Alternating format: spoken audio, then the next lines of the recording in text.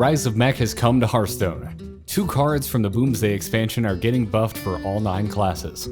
On top of this, a brand new legendary Snip Snap is being given out to all players logging in during this in-game event. On the latest episode of the Angry Chicken podcast, we talked about what decks were making the biggest waves in the aftermath of Dr. Boom's upgrades. There's a whole lot of mech going on, folks. Yeah, and Snip Snap is, like you said, it's just pervasive. It's everywhere. But the fact that you can also magnetize it and you can echo it, it's crazy. Yeah. It's good, y'all. It's and good. it has a Deathrattle too, so it's not even just... Well, yeah, no, you can just drop it on turn 3. Yeah. Do nothing with it, but just play it, and it's just good. Yeah. Well, let's go in class order and talk about Druid first. Token Druid is still very, very popular, still very much works for the climb, and some of them are running Snip Snap now. So I've been playing a little bit since last night, and I started to see galvanizers and stuff in the Token Druid, so they were actually basically just going with a pure mech package and then throwing in just like some of the other token things, right? So yeah, there's even Harvest Golem. There's Harvest Golem in so many Yeah. decks right now. As for Hunter, as kind of expected, Mech Hunters are playing Snip Snap, and it's working. I played a couple games with Mech Hunter today. Really like Snip Snap in this because, hey, did you guys ever find yourself with a board full of bombs and you're like, this is good, but it could be better?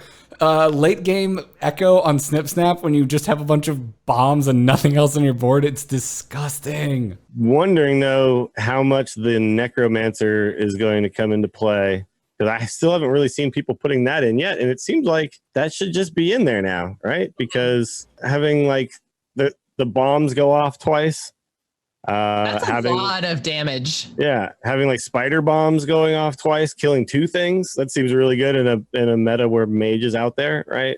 It seems like it should get a slot, but I don't know. I haven't really seen people do it yet. It doesn't seem to be very popular in the kind of specifically Mech Hunter deck. It is getting slotted into this like Deathrattle Mech Hunter decks. Yeah, there's like a pure Deathrattle Hunter that's running. Like, it's running like Oblivitron. Web, all that stuff. Yeah, Mechanical Web's actually found a place for Oblivitron. Like that's running Necromechanic. And They have Fireworks Tech too, which I think is a really cool card. yeah, and it's a popular deck, so there's actually a lot of games logged if you're looking at your stats websites, and it's doing well. It has a good win rate. So it's just not in the super aggressive version. Right. The thing is, though, like this is Hunter, man. Like they're just good. They have so many good archetypes right now, and all of them are working. Yeah, you can do Secret Hunter. You can still do mid-range Beast Hunter. Mm-hmm. You can do whatever, and they're all gonna get you to somewhere in that range of like 55-ish%. I couldn't help myself. Like once I remembered about Flark's Boomzooka, I went and I made a Flark's Boomzooka deck. I'm gonna revisit it on stream at some point, and I was winning some games with it. Basically the idea was that I would Flark's Boomzooka, and then what is it? Revenge of the Wild is 2 mana, and it brings back all the beasts that died this turn. And then what I would do is I would try to get a Tundra Rhino, and then put what is it called? Dire Frenzy on it, right? So then you'd have more Tundra Rhinos that are buffed, and then I would play the Boomzooka. All of them would come out. They would attack things, and then I would Revenge of the Wild. Then they'd come back again, but now they all have charge and go face. Yeah. Yeah. And how did that work out for you? Well, I won a lot of games, but not with the Boomzooka. The Boomzooka never mattered.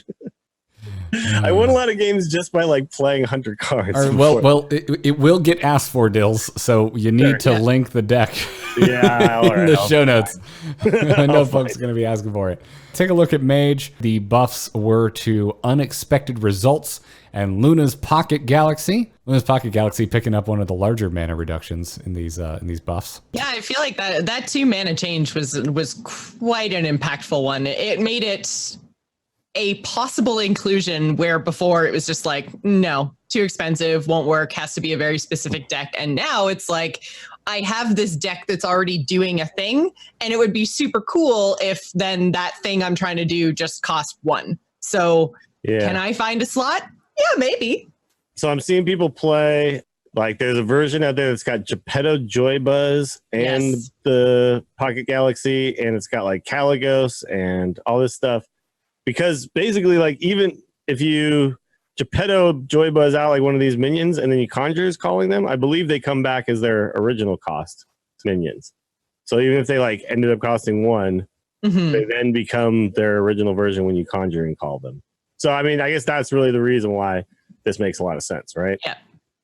And also, if do you have the ability to play a 5-mana Luna's Pocket Galaxy where 7 mana just meant, first of all, I had to wait too long. I probably drew the cards I wanted.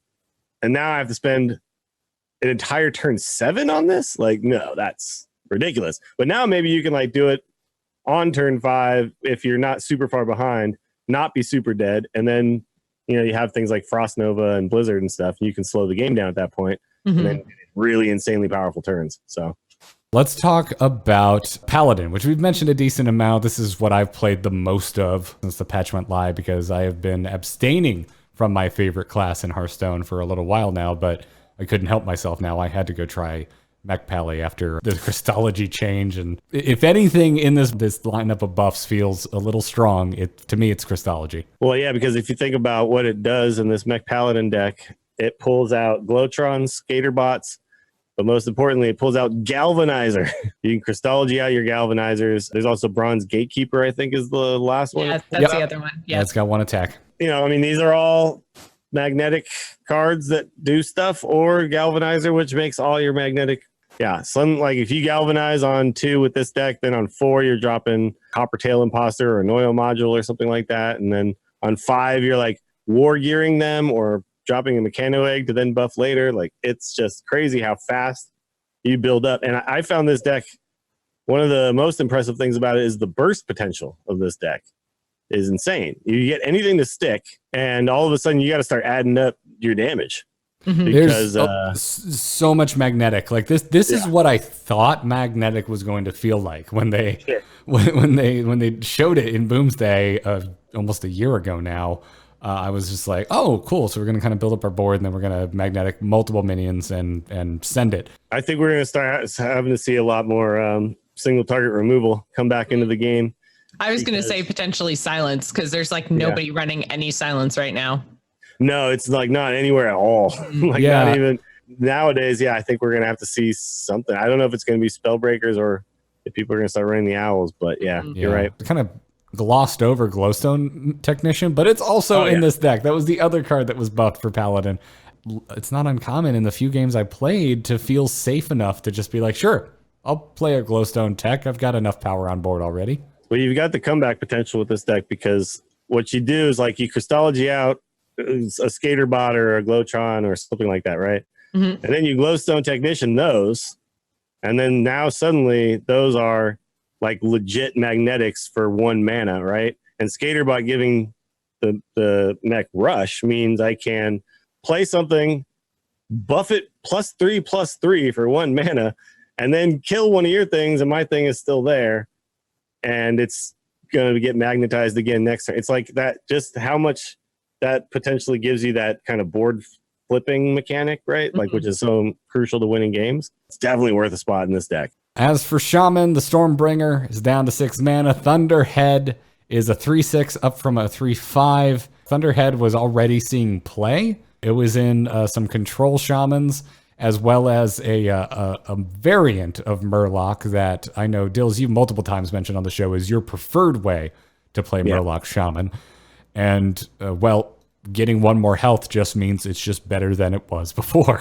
And I have seen plenty of Thunderheads today already as a result of this buff. But surprising to me is that Stormbringer there's that control-oriented Murloc Shaman. There's another variant of that now that's including Stormbringer. It's interesting, though, because basically what you can do now with Shaman is, like, these buffs support each other, right? I think this is one of the reasons why these buffs are going to work out is when you buff Thunderhead, it makes Stormbringer already better, right? Because it's a token generation. And then you also then buff Stormbringer, so you're just like, hey, look, like now they're both sweet because they just got slightly better, and they were actually both like maybe kind of okay already. And you've got things Kagadar and Chad just said, Soul of the Murloc, right? Because Soul of the Murloc just means your board will just stick around, right? So it's almost like you can run like Bloodlust and Stormbringer, and then like the Stormbringer is like a Bloodlust you can use when you don't just have lethal. Like you can just use it, and I like it because I think Shaman was close but not quite there before. The Murlocs obviously were pretty good, but I think this brings a new archetype just into the mix, right? And I think that's what we want. We just want more decks out there. Anyways, that's gonna do it for the show. So anyways, we're at almost 2 hours now. Dills, where can people find you? Check me out on Twitter. I'm at Willie Dills, and twitch.tv/Willie Dills is where I'll be streaming some of these new fun decks this week. Jocelyn, what about you? Where can everybody find you? You can find me on Twitter and Twitch. I'm at Joss Plays. Folks, I'm Garrett Art on Twitter. You can find me on there rambling about all sorts of nerdy things.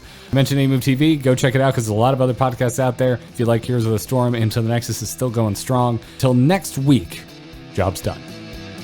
Job's done. Job's done.